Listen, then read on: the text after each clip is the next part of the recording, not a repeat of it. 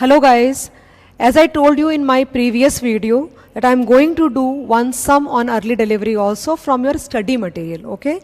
So it doesn't matter whether you are from new course or you are from old course. This lecture would be applicable for both of you, okay?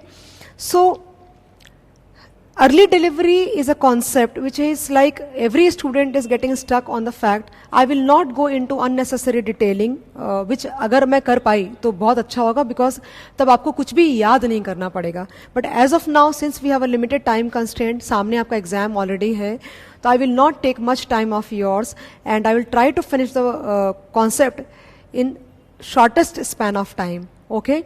For that मैंने एक सम choose किया है and that sum I will be reading in front of you. The concept of early delivery is that कि अगर suppose करो कि 1 जनवरी को हम खड़े हैं, ओके, और मेरा पेबल $1 लाख का 31 मार्च को ड्यू हो रहा है, तो दो ही सिचुएशन हो सकती है. या तो आपका $1 लाख का पेबल है या फिर आपका $1 लाख का रिसीवेबल है. अगर आपका पेबल है तो आपने फॉरवर्ड बाय कर रखा है, अगर आपका रिसीवेबल है तो आपने फॉरवर्ड सेल कर रखा है, राइट? अगर आप ड्यू डेट के दिन अगर वो पेमेंट मांगने को आते हो बैंक से as a part of the forward contract, तो बैंक को कोई प्रॉब्लम नहीं होगी बिकॉज बैंक ने भी किसी से बात कर रखी है, बैंक उससे लेगा और आपको पास ऑन कर देगा. सिमिलरली अगर ड्यू डेट के दिन कस्टमर जाता है बेचने के लिए रिसीवेबल $1 लाख का, तो भी बैंक को प्रॉब्लम नहीं होगी बिकॉज बैंक आपसे किसी पर्टिकुलर रेट पे लेगा और उससे ऊंचे दाम पे इंटर बैंक मार्केट में वो सेल कर देगा. ओके, वहां पे there is no problem at all. Problem तब आएगी जब कस्टमर टाइम के पहले या मैच्योरिटी के पहले आता है, या तो डिलीवरी लेने के लिए या फिर डिलीवरी देने के लिए. This sum is towards making और डूइंग द डिलीवरी, मतलब it's about a receivable sum. Okay, मतलब कस्टमर के पास पैसे टाइम से पहले आ गए और इसके लिए वो बैंक के पास पहुंच गया टाइम से पहले डिलीवरी देने के लिए. इन दिस सिचुएशन क्या करेगी bank? You know kind of इस तरह से कुछ उनको करना पड़ेगा कि उनको भी नुकसान नहीं लगना चाहिए और कस्टमर की बात भी रहनी चाहिए. I will show you some calculations. Before that I will read one question in front of you because we need one example. You can see on the screen, on 1st October 2015, Mr. X, an exporter, enters into a forward contract with a BNP bank to sell $1 lakh on 31st December 2015 at rupees 65.40. You know, इन्होंने सम में ये नहीं लिखा कि customer को बोला bank ने कि आप लेके आओ पैसे, $1 lakh, I will buy this amount at the rate of 65.4. But bank inter bank market में किस रेट पे सेल करेगा वो उन्होंने समय नहीं दिया हुआ है. However, due to the request of the importer, Mr. X received amount on 28th of November 2015. Mr. X requested the bank to take the delivery of remittance on 30th of November, यानी एक महीना पहले. Before the due date, the interbanking rates on 28th November 2015 are as follows. Spot की date दे रखी है 28th November की और 1 month का प्रीमियम दे रखा है. If the bank agrees to take early delivery, then what will be the net inflow to Mr. X, assuming the prevailing prime lending rate is 18%. Again the same guys, जैसे आपको मैं बार बार repeat कर रही हूँ कि आप अगर ये वीडियो देख रहे हो तो इससे पहले वाला वीडियो आप जरूर देखना, ओके, जिसमें मैंने समझाया है cancellation after due date, extension after due date and delivery after due date. उसमें similar adjustments आई हैं, okay, और this sum is again based on early delivery. I'll show you some transactions, okay. Now here on 1st of October, अब वापस से यहाँ पे है interbank market, okay, यहाँ पे है बैंक, आपका बैंक, एंड यहाँ पे है customer. Okay, so here what happened that the customer promised to give him at 65.40 and bank ने भी बोला होगा interbank market में कि they will sell. They have not given the rate, that's why I'm not asking. Now here on basically 28th November बोलो, लेकिन ये transaction आपका फुलफिल होगा 30 नवंबर को। तो सपोज 30 नवंबर को, 30th ऑफ नवंबर को क्या होगा, again inter bank market, then again you have bank, and then again you have customer. This time you have customer here, okay?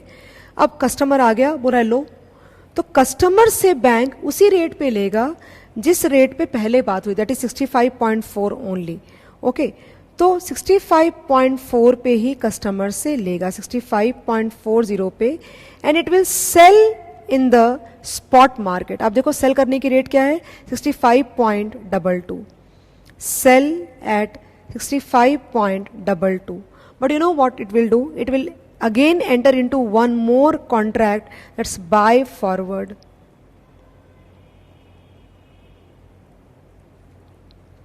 Buy forward. So if it buys forward, the rate will be the ask rate 65.27 and plus 0.15, that gives me 65.42.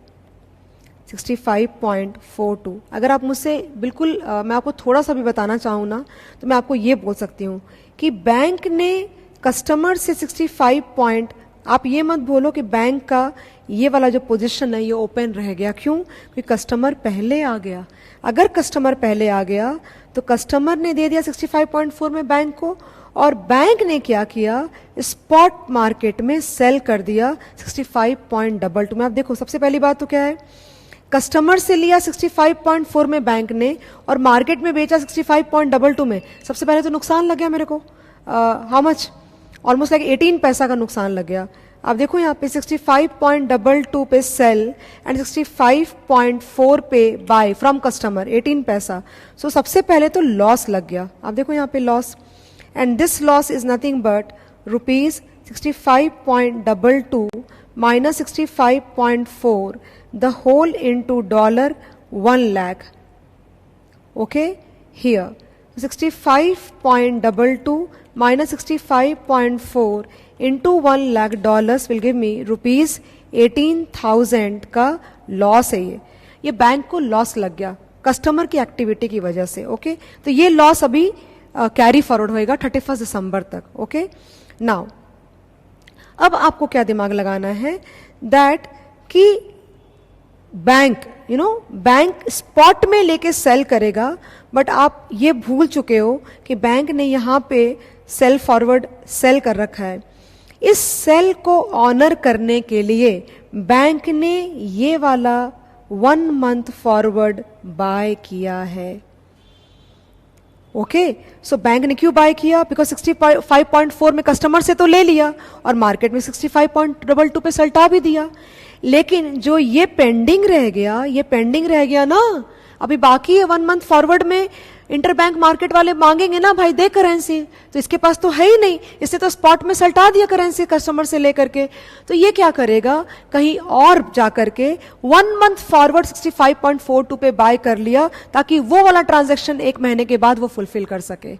Okay, but the point here still remains that हमें यहाँ पे bank के लिए calculation नहीं करनी, हमें customer के लिए करनी है। अगर बैंक के लिए करनी रहती तो मैं आपको और डिटेलिंग करके दिखाती। अब क्या होगा हियर, तो ये जो आपको ट्रांजैक्शन में समझा रही थी ये वाला पार्ट, तो ये जो लॉस है ये कैरी फॉरवर्ड होगा 1 महीने तक कस्टमर की मैच्योरिटी तक। तो ये लॉस चार्ज नहीं करेंगे वो लोग, वो चार्ज करेंगे उनसे उसका ब्याज, उनसे चार्ज क्या करेगा, swap loss. Believe me guys, ये swap, the moment the bank charges swap loss from the customer, it automatically earns जो इसने कमाना था 65, तो दिया हुआ नहीं है, वरना मैं आपको यहाँ पे अगर दिया हुआ होता ये वाली रेट तो मैं आपको प्रॉफिट कैलकुलेट करके दिखाती, कस्टमर बैंक ने कितनी प्रॉफिट बुक कर रखी थी। बिकॉज उन्होंने वो रेट दिया नहीं, इसलिए मैं कैलकुलेट कर नहीं सकती हूँ। आप चाहो तो कोई रेट अज्यूम कर सकते हो। जो प्रॉफिट बैंक ने ओरिजिनली बुक करी थी इस पूरे ट्रांजेक्शन के नतीजे की वजह से, और the moment bank recover swap loss, उनका ओरिजिनल प्रॉफिट बुक हो जाता है already. That is what I can tell you for your comfort. Okay, swap loss is 65.22 sell price minus 65.42 the whole into $1 lakh. So again the same thing ना, कि customer से और spot में जो customer से लिया 65.4 पे और सेल किया 65.22 पे, तो ये था ये ट्रांजैक्शन रियल कंप्लीट हो चुका है और बैंक को 18,000 का नुकसान लग चुका है। ओके, तो ये जो नुकसान है, ये डेबिट बैलेंस 1 महीने तक बैंक को अपने बुक्स में रखना पड़ता है, इसका ब्याज बैंक चार्ज करेगी। ओके, कस्टमर से रिकवर करेगी swap loss 65.22 minus 65.42 into $1 lakh, that gives me ₹20,000। ये जो लॉस है ये बैंक कस्टमर से चार्ज करेगा। ओके, सो कस्टमर के पास में क्या क्या आएगा, कस्टमर 65.4 में बैंक को सेल किया तो 65,40,000 रुपए आ गए मेरे पास में, एंड माइनस 20,000 का स्वैप लॉस माइनस 18,000 रुपए पे 1 महीने का ब्याज, ये पैसे काट करके और कस्टमर को बाकी पैसे मिल जाएंगे। तो अगेन आप देखो कैलकुलेशन जो मैंने प्रायर वीडियो में आपको दिखाया था सेम चल रहा है। आप स्वैप लॉस कस्टमर से आप रिकवर करोगे और जिस अमाउंट पे, फॉर एग्जांपल जो रियल ट्रांजैक्शन हुआ 30 नवंबर को, कस्टमर से 65.4 में लेके मार्केट में 65.22 पे बेचा तो डेबिट बैलेंस आई है। अब ये जो अमाउंट है ये 1 महीना कैरी फॉरवर्ड होगा, इस पे ब्याज चार्ज करेगा। सेम कैलकुलेशन मैंने आपको वहां पे दिखाई थी। Okay, now so what will the customer get, computation of net inflow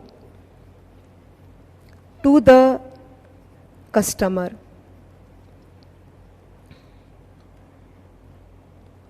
this will be $1 lakh into 65.40 is equal to rupees 65,40,000,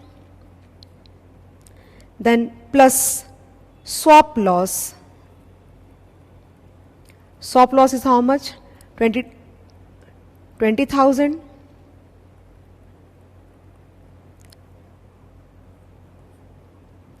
This will be minus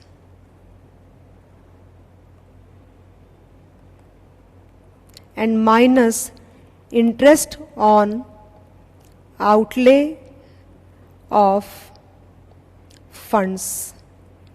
So this will be equal to, look at here, this 18,000 rupees 18,000 into 18% into 1 divided by 12.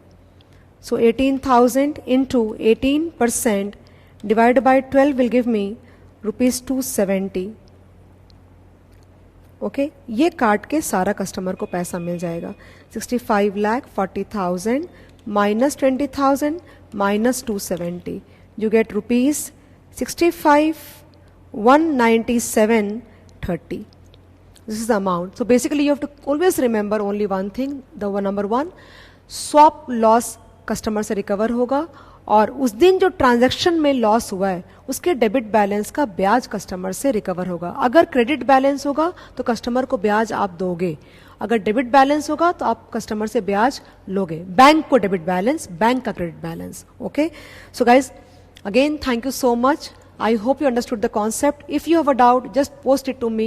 And I would rather request you कि आप ये वाला video देखने के पहले, इसके पहले वाला जो वीडियो है आप वो जरूर देखो, बिकॉज मैंने थोड़े बेसिक्स उसमें डिस्कस किए हैं। Okay, thank you so much.